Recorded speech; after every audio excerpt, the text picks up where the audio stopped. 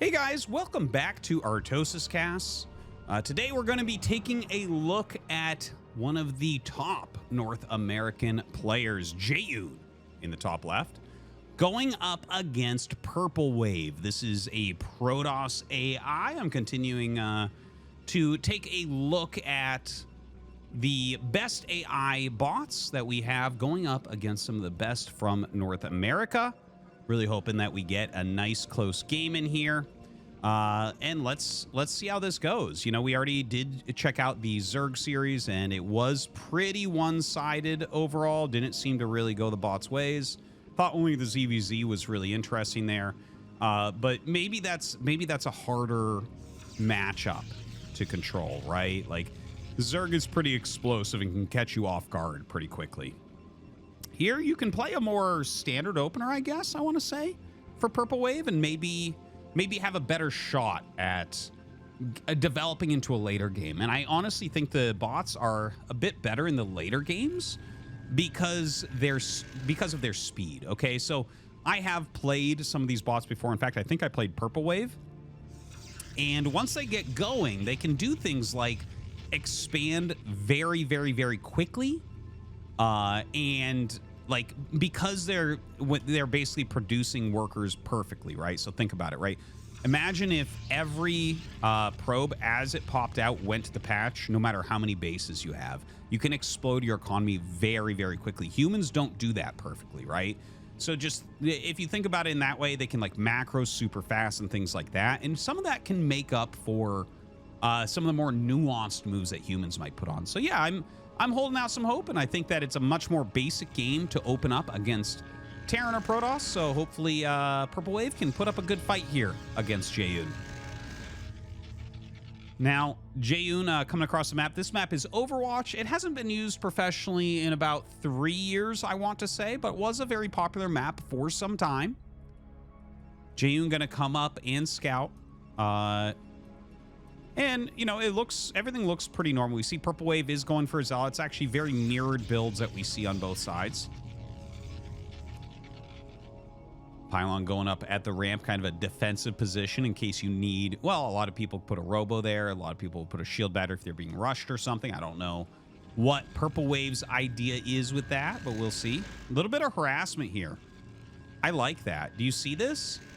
It looks like Jaeyun's harassment kind of screwed with the bot there a little bit. It did pull one off gas. Now that might be purposeful. Maybe Purple Wave wants to do a very fast expansion, but you can see like a probe gets attacked on the gas and then goes off of the gas.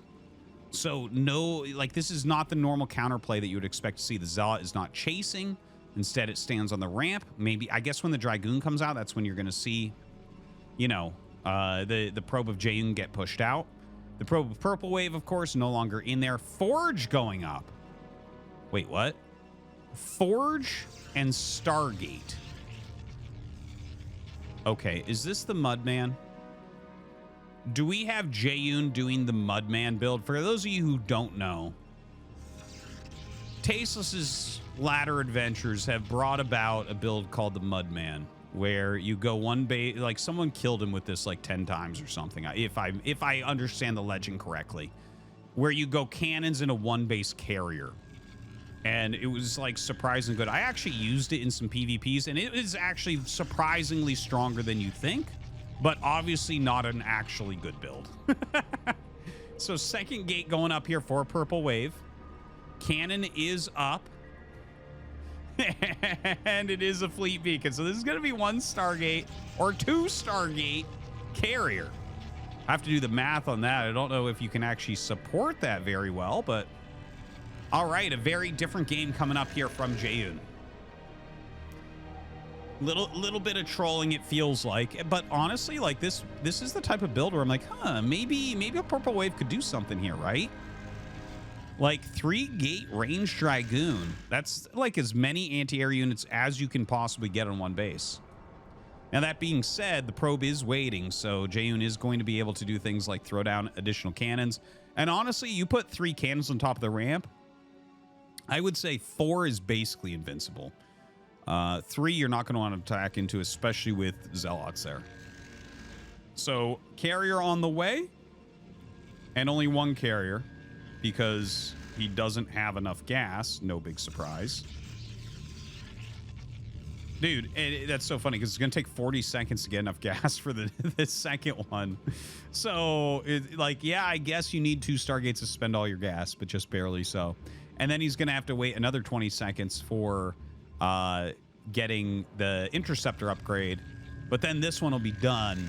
And then he's going to have to wait a full minute or almost a minute to get another carrier going, right? So, it's not the most efficient usage of the Stargates, but we'll see how it goes. All right, so Purple Wave continues to just make an arc here. He's actually gone up to 4 gateways. Looks like Purple Wave may be thinking about getting an expansion. We have no detection or anything as of yet. So any sort of DT opener probably would have won immediately. Hasn't been a lot of scouting. And Purple Wave gonna go across the map. All right, it's 11 goons and a Zaw. Like, that is obviously a very scary force. Mining long distance. Now, I thought that came down there to make a Nexus, but then I thought to myself, you know what? That's not how a computer would play. That's like, well, no, that's how a human would play, rather. I'm sorry. Is to, like, send the probe down and then it not have enough money and just let it mine minerals for a minute. I don't know. I find that a little bit weird. But right now, anyways, I'll talk about that in a minute. We have Purple Wave trying to break up. Now, you want to put the Zealot in front, honestly. This is over micro, what we see here. It's probably better to just get as many shots as possible. We see, like, a lot of Dragoons being moved because they are being shot. But actually starting to break up a little bit. Probes coming down. The first carrier's out. The second carrier's out. There's finally enough gas for the third carrier. But Jaeyun might be in a bit of trouble here. Right? That's a hell of a lot of Dragoons. You got to make your interceptors. Gets another cannon going, like I said, right? See how there's 3 cannons and he's having a hard time? The 4th cannon would have made a big difference here, I think. But yeah, right now, Purple Wave may be with an advantage.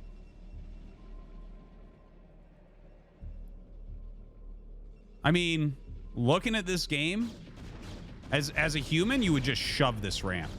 You would just move command up and just target things down and kill everything, I think. So Purple Wave having a very hard time attacking up the ramp right now. See? Like, honestly, if you so, right, this is the difference between a human and the bot. So Purple Wave is, like, trying to micro. Don't forget, this is like a programmed AI that's trying to fight here. So it doesn't have human thoughts. It's not that it's stupid. It's just it's programmed in a certain way, and this is flubbing it a little bit. But yeah, if you just took these and started to click up the ramp, you would kill this all off. This stuff doesn't stop this stuff. So it's like it's trying to micro. It's trying to, like, out micro something that doesn't even get micro, that just sits there. All right, the carrier's still being made. We have a lot of long distance mining. This part is reminding me of Alpha Star. Okay, it's like it's decided this is the best saturation that it wants. Sends the rest of the probes down to get more minerals there. Up 13 workers.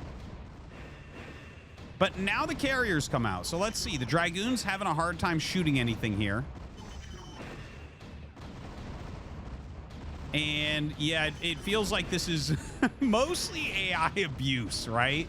Like, all of us figured this out as children, how to play against computers and kill them in various ways, right? Like, everyone has their tricks they use on BGH where you put, like, a row of depots in front of your bunkers and the Zots don't know to just right-click and attack it and kill everything. So the Dragoons now trying to push up the ramp a little bit more, but yeah, the carriers are just absolutely massacring them. And kind of getting into almost a silly position here. So now we have 3 carriers full of interceptors. There is a Nexus that has gone up.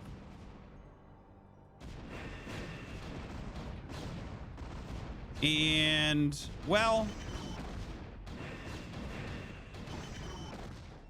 yeah, that's +2 on the way. 2 more carriers on the way. And I think that's basically game. With the AI, the way that the AI has been controlling against this, I can't imagine. So we'll speed this up a little bit just to see if anything else interesting happens in this game. Just kind of attacking in, gets rid of that photon cannon, picking off Dragoons left and right. The Dragoons having a hard time, right?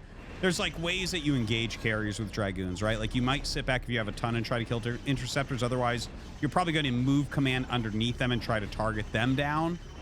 But yeah, Jaeyun going to go ahead and basically kill everything here. The probes being sent out for long distance mining elsewhere. But yeah, that's going to be game here. Nothing left here for Purple Wave. You do have to kind of eliminate the bots. So we'll just call it right there. And well, I guess let's get into the next game.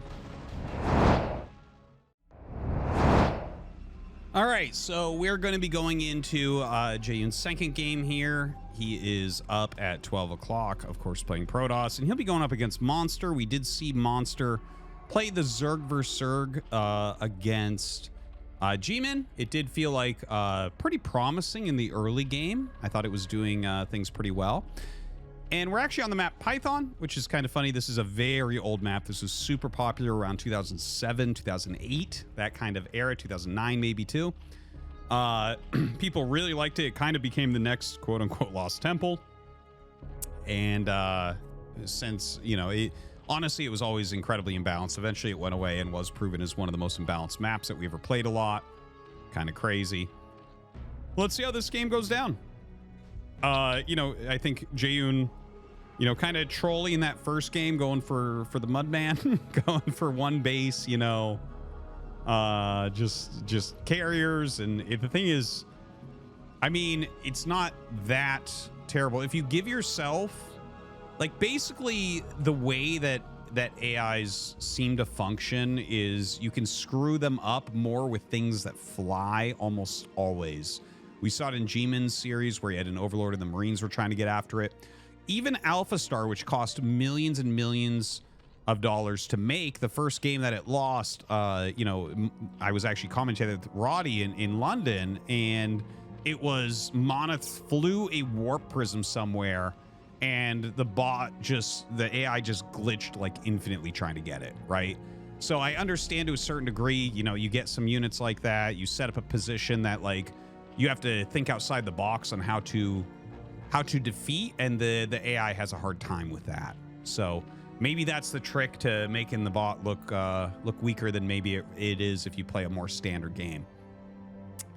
Now, Jaeyun is going for what looks like a Forge Fast expansion. We have the pool already up here for Monster, taking his expansion as well. And yeah, Nexus going down. He'll be able to come down here and scout what's occurring. We do have 4 lings being made, which is actually, that's completely the standard. That's normally what you see is like 4 lings that come out. And they'll chase that probe a little bit. We'll see if he's able to actually catch that and kill it off, or if Jaeyun's going to be able to continually scout really well. I do wonder what type of build Monster has programmed into it here, right? Like, is there a possibility it does something like a 3-hatch Hydra, which would have some real potential of winning? You know, especially, look at this. Look at how wide open this choke is, right? Like an older map. You could literally never release this nowadays. Pros would just say nope. Ladder players would say nope, because you could never stop mass speedling here. Now, that being said, luckily, we don't have Monster going for a move like that. That would have to be something that Jaeyun figures out very, very quickly. Now, 3rd hatch is taken by Monster here in the bottom right. You can see it is very far away. Again, Python not a modern map by any means. Looking up at Jaeyun's base, he does have that assimilator going. There is a drone in his base, which is kind of funny. This is absolutely not getting out of here. So that will end up dying, but at least I guess it stays alive and gets very good scouting info for Monster for a bit.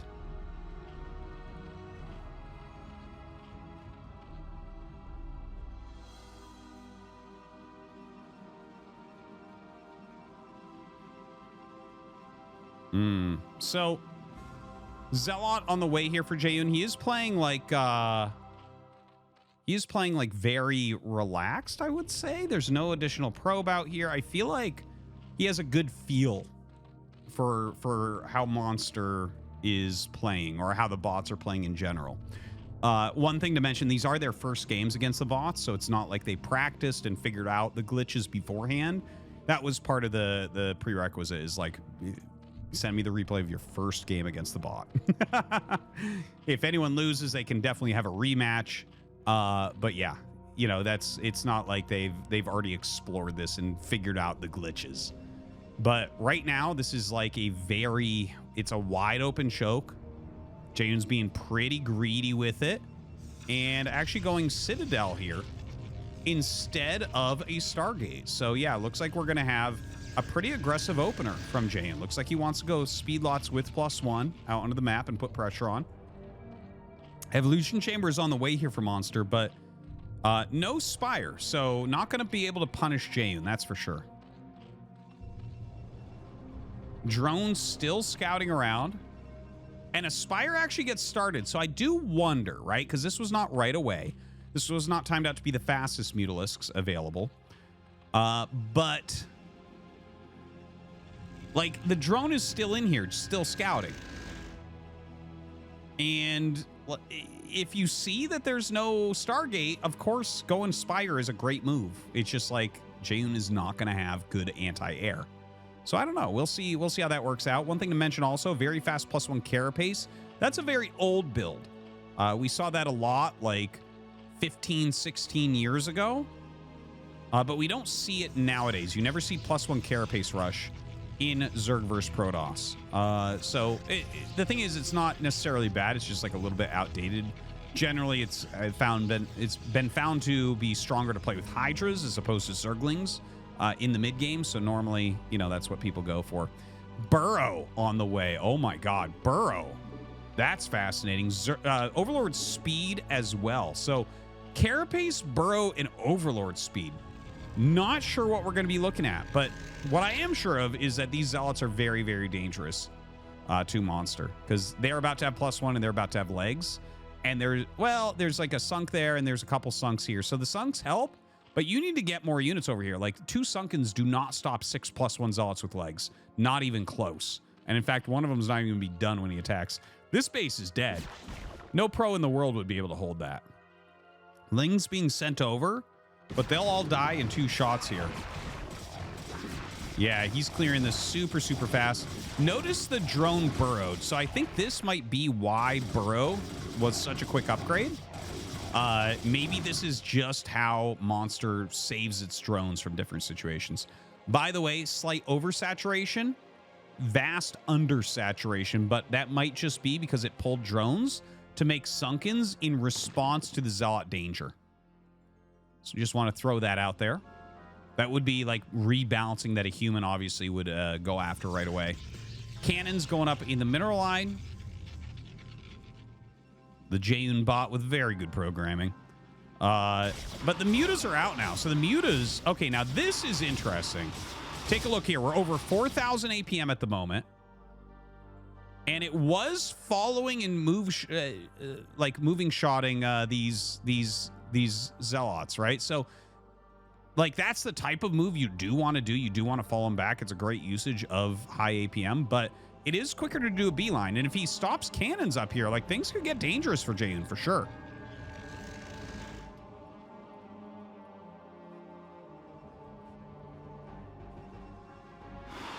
Okay, so Jaeyun comes into the main base. Monster comes into the main base of Jaeyun, rather. And it's doing a little bit of damage here. Zealots and Archons going elsewhere. There's enough Sunkens here that, like, definitely Monster is safe. Hydralisk dead on the way. This drone is still alive somehow, by the way. This is shocking to me. The Dragoons pop out and do start to push those Mutalisks. Now, like, there's cannons here, so obviously the Mutas want to avoid that. The drone, I think, will finally be picked off. That's kind of hilarious that that's been left alive for so long. Well, honestly, it's not really doing anything worthwhile. Over 7,000 APM right now. We got Hydralisk speed on the way. Zergling speed as well. Lots of Dragoons being made by Jaeyun.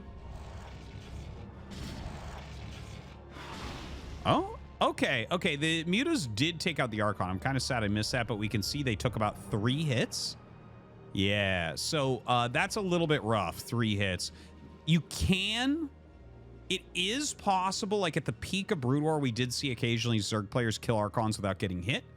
It's very touchy because you barely can do it with the mutas. Like I think the range is like half more than an Archon range or something like that. Now the bot tries to go in here. Yeah, gets pushed back, loses a couple mutas. Would love to see some more damage put out onto Zealots and things as it flies past them. But yeah, that is a lot of Dragoons. So Jaeyun is getting up to a situation where it looks like he might have a push that could end the game. We haven't really seen Monster growing. Definitely a reasonable set of drones for 2 bases, but lost his 3rd base early. You know, has a new base going up. Of course, that base, once that gets scouted, it'll be killed off very, very quickly. But down comes the Protoss army of Jaeyun. That is enough to break this. Yep. That is enough to break everything that Monster has right now. So we'll see what Jaeyun is going to decide to do.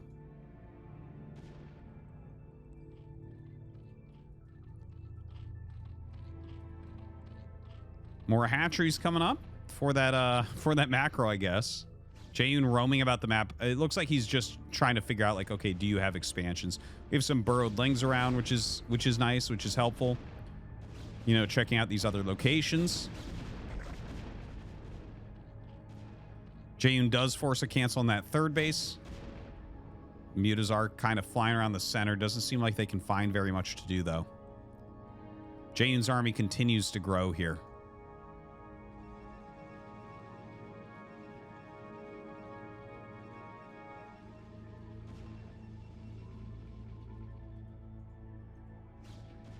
Now,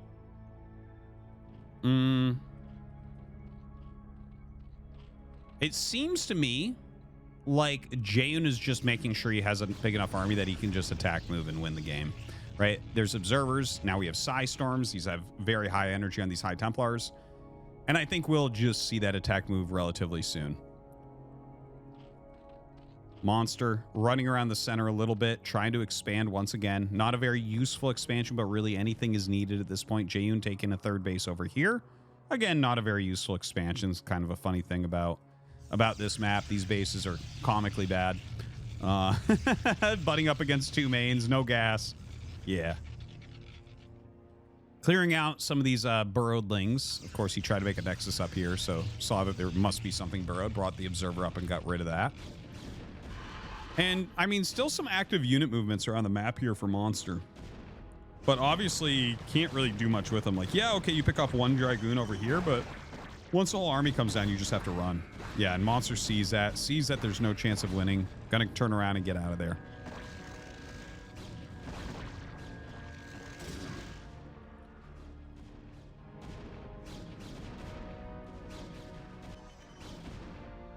Jaeyun playing actually a pretty safe game here.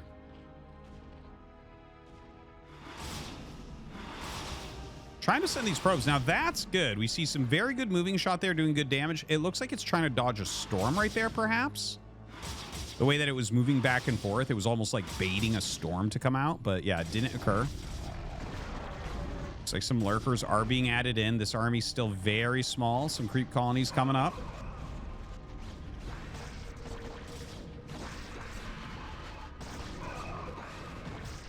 And now Jaeyun looks like he is going in for the kill. And this should be really, really, really no problem. Obviously, this base is going to go down very, very quickly. And there's just really nothing left. You know, Jaeyun has secured 4 bases. Even if this whole army died, he should still be fine. Be able to replace that pretty quickly.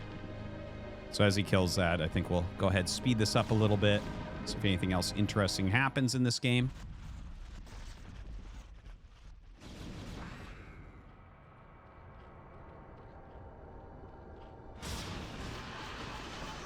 And yeah, the attack in. Storms down there a little bit. Has the observer. Pulls back for a moment. There is a lot of static D. So Jaeyun being extremely careful. Rallying down more units. Not taking any risks in this game.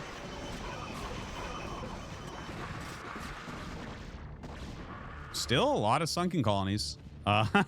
So many drones mining. About to run out of minerals here. Little counterattack coming up. Obviously can't really find any damage there.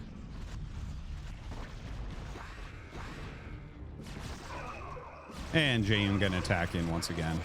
Plenty of Zealots. Without the Lurkers, no real way to get through the tankiness and damage output of those. So yeah, that's gonna be game.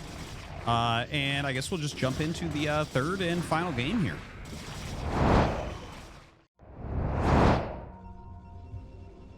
All right, so we're going to get into this third game. It's going to be Jaeyun against the Terran bot Crossio. I do believe I played Crossio before. The one thing I seem to recall, if I'm recalling the bot correctly, I played it in a Terran versus Terran, and it had really great Wraith micro and pretty good siege tank placement. So we'll see if those are the case. I'm not entirely... I don't remember 100%, but yeah, it seemed to be a pretty strong one overall.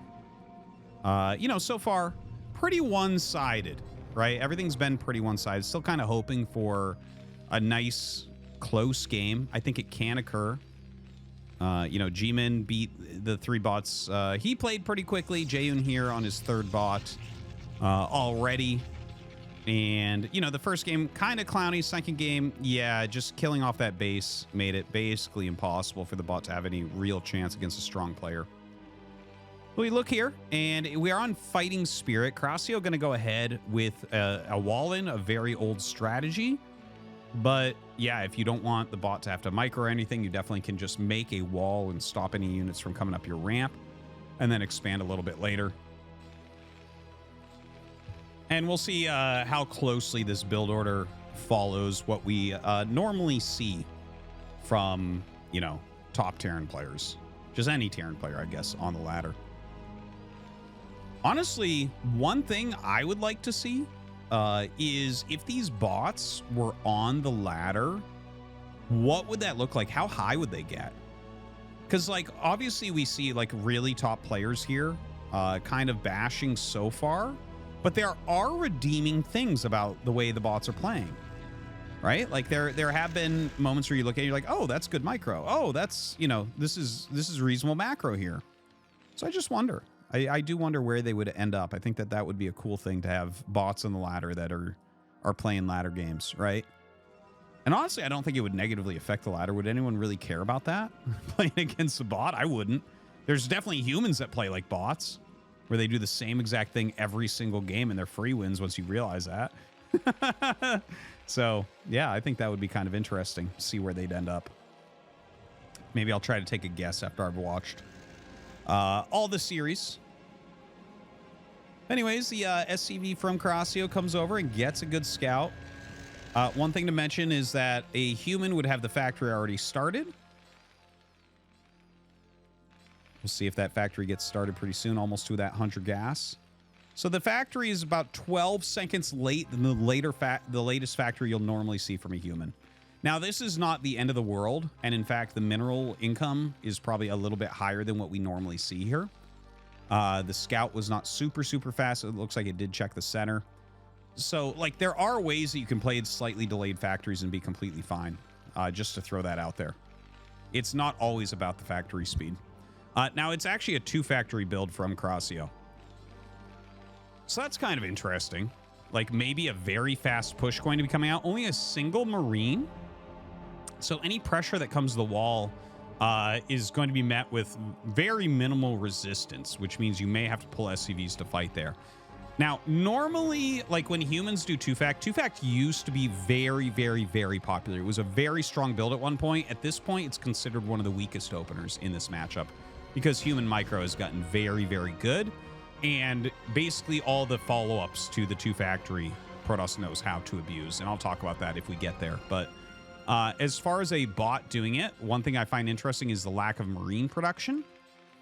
If he is going for an attack, you generally want a lot of Marines in the front to kind of tank plus deal damage. Marines deal good damage. So the first Dragoon coming up, it's going to find no expansion. Kind of suspicious, I would say. Jaeyun going up the ramp. Sees, okay, 1 Vulture, 1 Marine. I would look at this as Jaeyun. I'd instantly think, like, if I'm playing Protoss here, I'd think to myself, this is extremely weird. And I would immediately think about drops, right? You see a Vulture behind a wall and there's still no expansion. That looks like it's a drop build. Obviously, we see that's not the case. Jaeyun here going for one base Reaver. So if you think that your opponent might be doing a 2-factory, which is, again, what's going on here.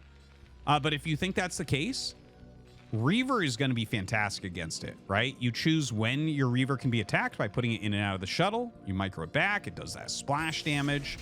You know, you add in a few gateway units and you're going to be really looking good there. So a very strong opener from Jaeyun against this. Not that this is common, but honestly, I think most people, when they play against 2-fact, they'd probably like to open Reaver, right? Like, if you could go back in time and be like, oh, instead of this expansion, would I trade it for the build Jaeyun has done? Probably. Because with something like this, I don't think you're afraid at all of being killed by the 2-fact. Whereas when you go Nexus, things can get hairy there. It's not considered a very good build, but things can get hairy there. Things can get out of control occasionally. Okay, Engineering Bay comes up. Crossio starts to walk out. He does have siege mode. Mines on the way. No speed yet. Tanks lining up. So the normal push from a 2-factor, the old school push, was a 3 siege tank push with Vulture Rally that has speed and mines, and then whatever Marines you could forward. And that just matters on how all in you want to go with a push like that. Now, a missile turret being made. Could this just be an expansion? I don't know. Dude, that would be interesting, actually. So if Crossio looks like it's going for a 2-factory push, and then Jaeyun delays Nexus and goes Reaver, and then Crossio makes a command center, that's kind of a counter to the counter, right? So now you have this really decent army, really reasonable army, and your expansion is still pretty on time with Protoss. Now, obviously, Crossio doesn't know that that's occurring, because not everyone would react like this, but just throwing that out there. Now, in comes a Reaver drop from Jaeyun. Oh, God, this is going to be brutal. This is going to be brutal. Big hit right there. Oh, my God, 12 kills already. Okay, so if I was commentating this game, and I am, but if with humans playing, I just look at this and say, this game is very close to over. Down goes the Reaver, but you're down to 15 SCVs. Jaeyun, like, there's 2 factories, so like every good Terran in the world would attack right now because you killed the Reaver, because it's your only chance. If Jaeyun doesn't die in the next like minute and a half, I don't think that like Flash wouldn't win from that position. I don't think, right? it does not seem like a possibility. Excuse me. So Jaeyun here probably could just throw down like a bunch of gateways, just start to macro up a little bit. Looks like a little bit of SCV repairing going on here. Not exactly sure why. The SCV count is super, super low. That's too bad because, I mean, that's such a big thing in Brood War is how many workers you have. A little bit of patrolling going on. Starport on the way. No armory or anything yet. Looks like Jaeyun going up into air attack, so maybe getting ready for a switch into carriers. But honestly, in a game like this, you could go scouts. Could basically do anything. Jaeyun, picking off another siege tank there with his fancy micro, dropping the Zealot off, and then going into the Reaver. Pulling some of that splash damage as well. Just getting a few hits here and there, maybe targeting down that SCV. Oh, nice pull back from Crossio. Nice micro there.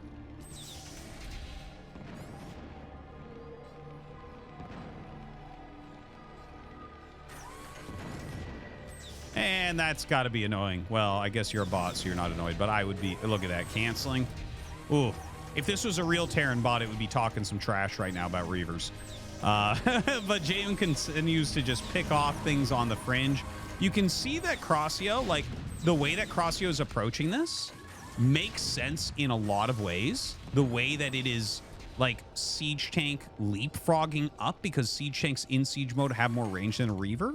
The way a human would deal with this is they would bring all the siege tanks at once and either pull back one that's targeted or maybe even bring an SCV and lead with the SCV to suck up the Reaver shot, but get underneath the Reaver immediately.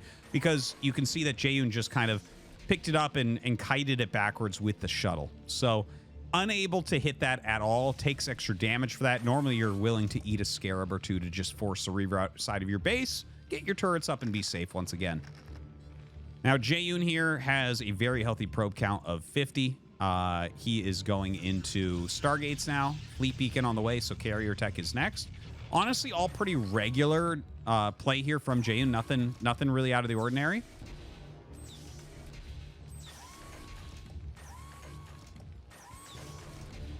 An Academy on the way, so giving up on Starport. Armory is upgrading. Crossio, you know, army supply is still like kind of relatively okay. But obviously, like, just knowing this position, it's getting insanely bad. There's like very little window here for Crossio to make anything happen, I feel like.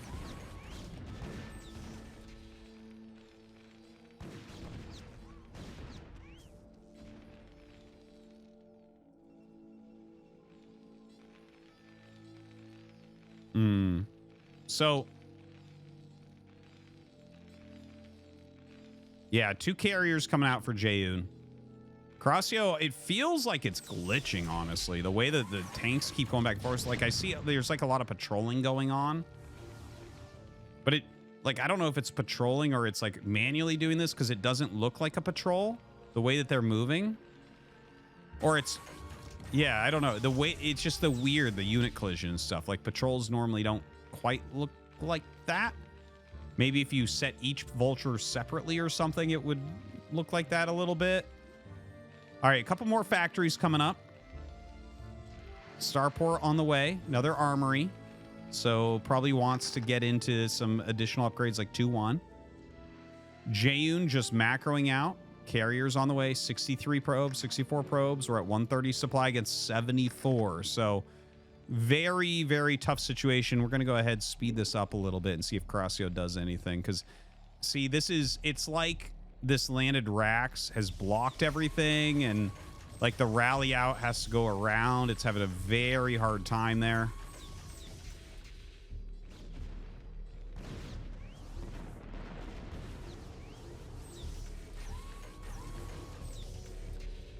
So Jaeyun just still on the fringes here. You can see there's just no worrying whatsoever.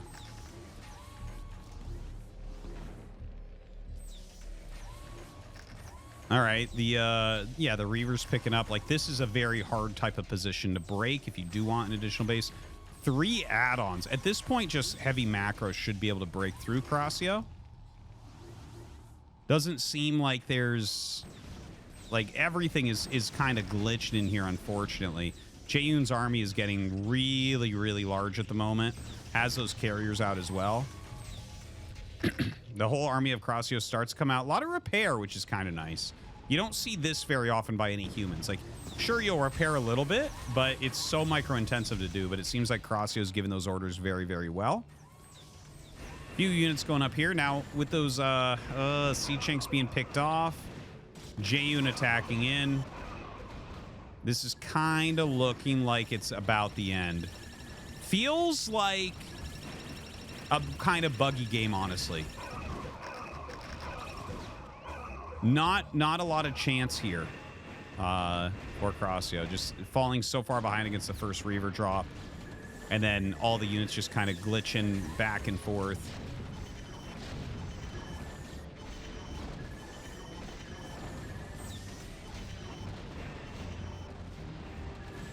Yeah, I mean, carriers are going to be able to kill all this by themselves, but more units coming in as well. So that's going to be that, and it's going to be a 3-0 for Jaeyun, just like it was for G-Men. And hopefully our series against Nyoken will go a bit better for these AIs. Guys, I hope that you have enjoyed this kind of different little show match. And yeah. that's about it. Like, this game is most certainly over. And thank you very much, guys, for watching.